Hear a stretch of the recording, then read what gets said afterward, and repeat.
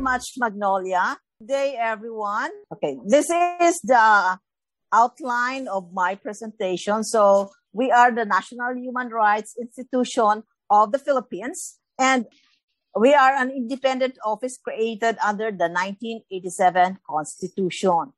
We derive our mandate from the Constitution and from the laws enacted by Congress. Who do we serve? Next slide, please.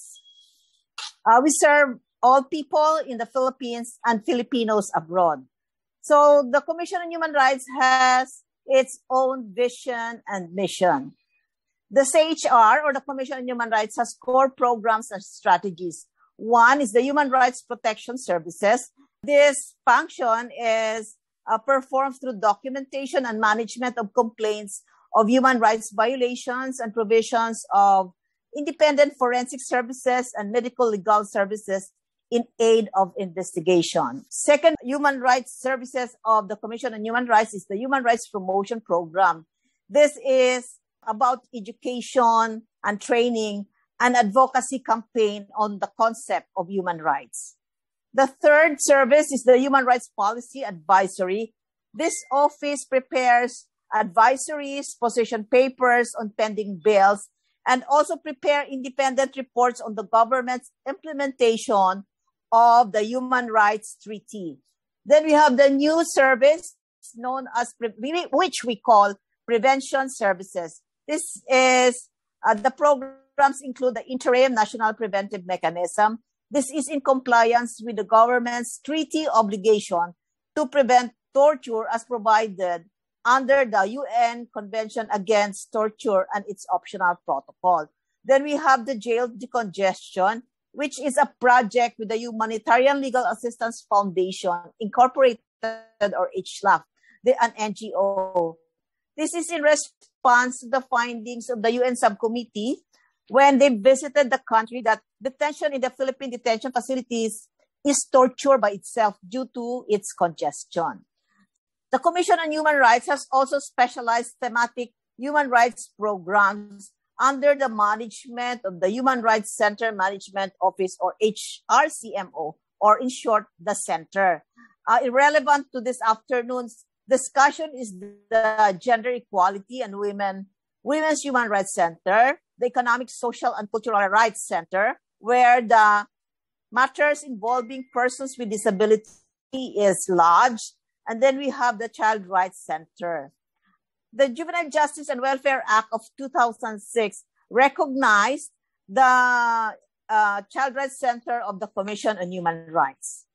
Now we go to the processes undertaken by the Commission on Human Rights to prepare the independent report. There were 2 CHR submissions sent to the CRPD, or the Convention on the Rights of Persons with Disabilities Committee, for the initial report on implementation of the rights of persons with disability. The first is last January 31, 2018. The Commission on Human Rights report was for the list of issues to be adopted at the 9th Pre-Sessional Working Group Convention on the Rights of Persons with Disabilities. The second report submitted was a related CHR submission sent to the CRPD. Previous slide, please. Based on the focus group discussion 7, the Committee on the Rights of Persons with Disabilities, Article Paragraph 3 and Article 33, Paragraph 3, relating to the consultation and involvement of persons with disabilities, including children with disabilities, in decision-making processes through their representatives' organizations. This was held last May 4, 2018. Through this written report, there's 2 previous reports, the Commission on Human Rights informs the committee on the areas which the state party has made progress in the implementation since the ratification of the UNCRPD in 2014. Areas in which no progress has been made areas in which monitor compliance vis-a-vis the CRPD. New developments in the implementation of the CRPD, not included in the initial report submitted by the state party, and the recommendation of the CHR that the committee may wish to put forward things and relevant. Yes, this is the one that I got lost. This is the basis of the commission submission to the UNCRPD. The commission also took into consideration the local and international reports from our government, civil society, the media, and international organizations. The commission strives to provide a brief description of the persons with disability state of affairs that is most relevant today. The following are the chronology of events in the preparation of the CHR report to the CRPD Committee. First, the ESCR Center, where the persons with disability matter is lodged, organized a stakeholders consultation on the UNCRPD on 22nd June 2018.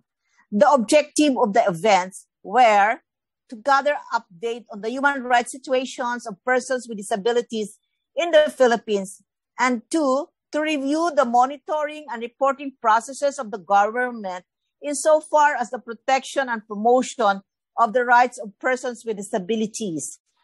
Two, the CRC also conducted a research on the status of children with disabilities in 2018. Discussions from this consultation were incorporated in the CHR submission to the UNCRPD Committee. The third is that the centers monitored broadcast news and social media reports, accepted walk-in clients, online complaints, and referrals as source of data.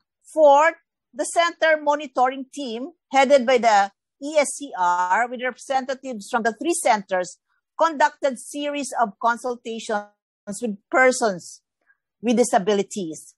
And fifth, there is a formation of a drafting team composed of our International Obligation Monitoring Office and the Center. National Monitoring Office that drafted the independent report, forwarded it to the NBank for approval, and thereafter submitted it to the CRPD. The facilitating factors in the report preparations were: one, the inherent function of the CHR to submit human rights reports to international and UN bodies. There is a presence of 16 regional offices. Each has focal person for children, for persons with disabilities, and for women. Then third, all regional offices are required to provide the center copies of the monitoring report regularly. And fourth, the CHR operational structures. We have the existing Human Rights Center, which is the depository of the data, and we have the policy office, under which is the IOMO, which is tasked to prepare reports to the UN bodies.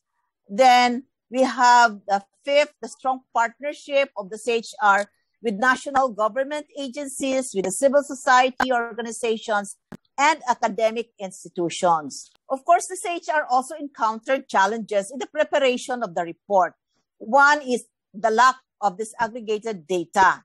Second is that information from the government are not sufficient. Third, CHR difficulty in accessing information considering that it is only present at the regional level. Fourth, there is a dilemma in choosing what to include and to exclude in the report. And the fifth, there is a provision of necessary equipment, interpreters, and strict observance of the persons with disabilities processes and protocols during consultations and meetings.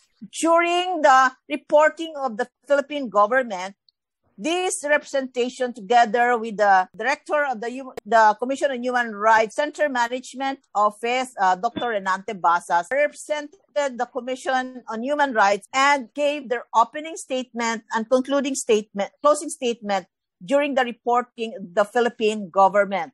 The CHR, after the reporting, continues its work of monitoring the UNCRPD implementation and utilizing the concluding observations to advance child rights advocacy. ESCR Center, in collaboration with the University of Asia and Pacific, published a tool on ESCR monitoring. Our Child Rights Center, in partnership with the Ateneo Human Rights Center, published a monitoring tool on UNCRC implementations and compliance. And recently, during this pandemic, the Commission on Human Rights established a Philippine Observatory on the Rights of Persons with Disability, a portal designed by persons with disabilities and their organizations, which serves as a platform for persons with disabilities, their organizations, and the Commission on Human Rights. Thank you very much. I think that's the end.